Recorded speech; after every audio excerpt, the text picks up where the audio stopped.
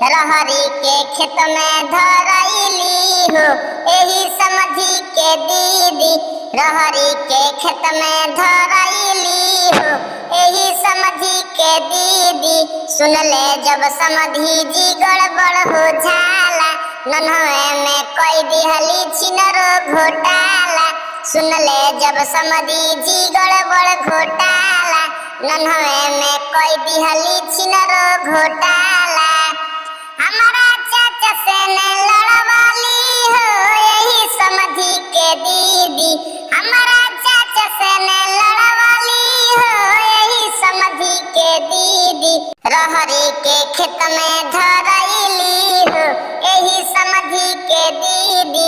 साँझ बेरा साग खुटे कैली हो यही समझी के दीदी। रहरी के खेत में धरैली हो यही समझी के दीदी। हेलो खाली गनवा सुना है क्या रे? ठीक है, व्यूवर डाउन हो गए है, चैनलवा के सब्सक्राइब कर दो।